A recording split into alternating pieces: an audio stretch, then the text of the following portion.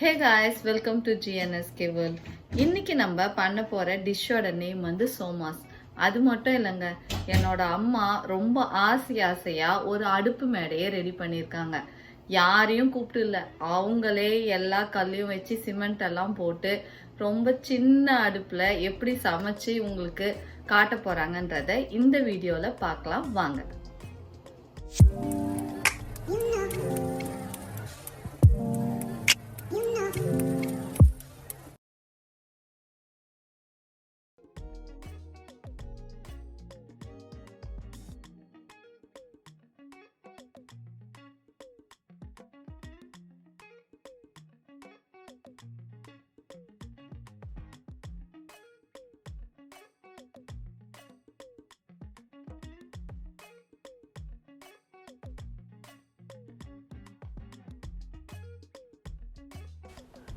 ஒரு கப்பு மைதா எடுத்துக்கிறேன்.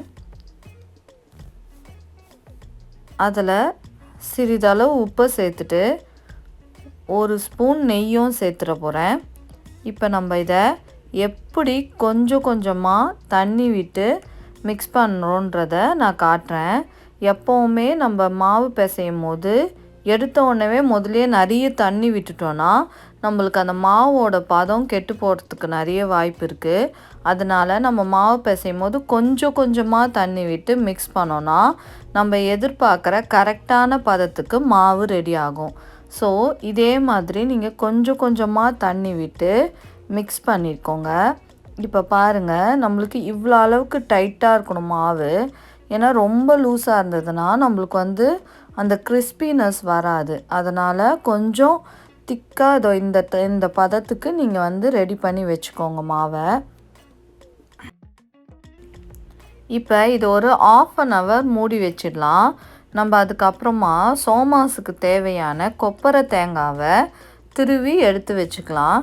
நான் வந்து கொஞ்சமான அளவில் செய்ய போகிறதுனால ஒரே ஒரு பீஸ் அளவுக்கு நான் வந்து இந்த கொப்பரை தேங்காவை திருவி எடுத்து வைக்க போகிறேன்.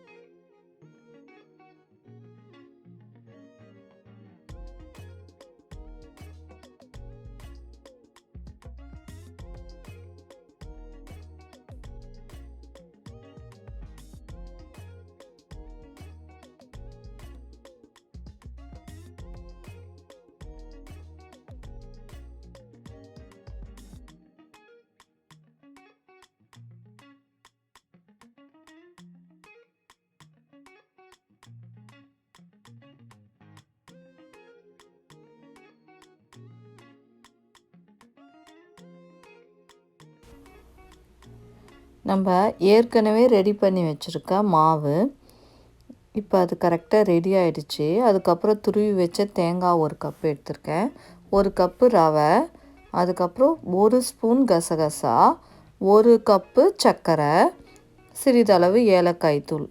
இப்போ நம்ம சோமாஸ் எப்படி பண்ணுறதுன்றதை பார்க்கலாம் வாங்க. ஒரு 1/4 ஸ்பூன் நெய் விட்டு முந்திரியை வறுத்து எடுத்துக்கிறேன். இப்போது அதே பேனில் நம்ம ரவையும் வறுத்து எடுத்துக்கலாம்.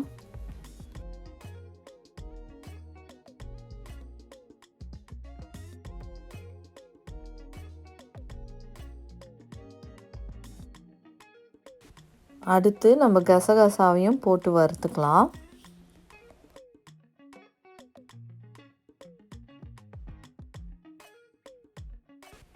இப்போது கடைசியாக தேங்காவை வறுத்து எடுத்துக்க போகிறோம்.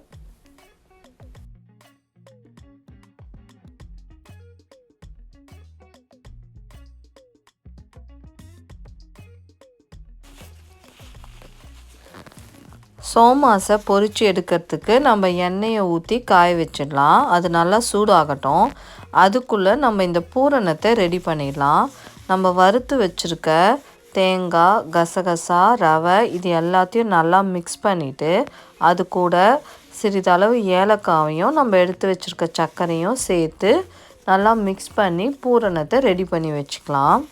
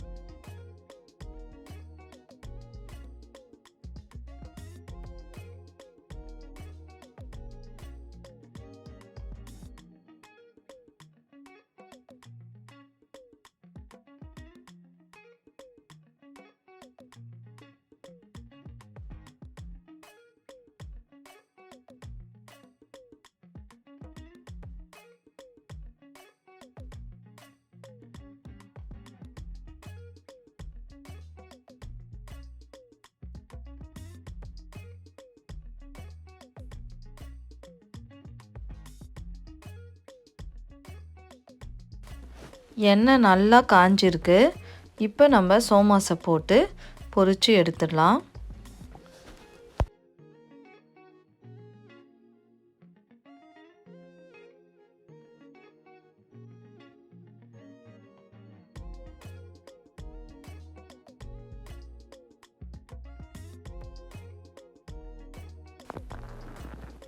ஸோ நம்ம இப்பயே இதை வந்து எடுத்துடலாம். ஏன்னா வந்து ரொம்ப கோல்டன் ப்ரௌன் கலர் ஆகிடுச்சுன்னா அது வந்து நல்லா இருக்காது. ஸோ கொஞ்சம் இந்த கலரில் இருக்கும் போதே எடுத்துருங்க. நீங்கள் கண்டிப்பாக குழந்தைங்களுக்கு இதை ட்ரை பண்ணுங்கள். அதுவும் முக்கியமாக ரொம்ப குட்டி குட்டியாக பண்ணி கொடுங்க. அவங்களுக்கு அந்த குட்டியாக பார்க்கும் போது ஆசையாக அவங்க எடுத்து சாப்பிட்ணுன்னு ட்ரை பண்ணுவாங்க.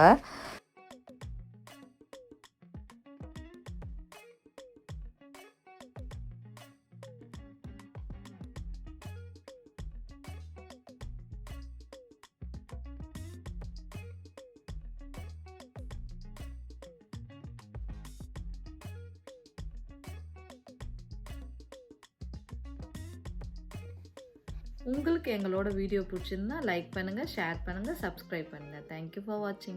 If you like these type of video, do not forget to subscribe to our channel and turn on the notification. Subscribe to our channel, turn on the notification, like this video, share this video, and do not forget to follow us on Instagram. Thanks for watching.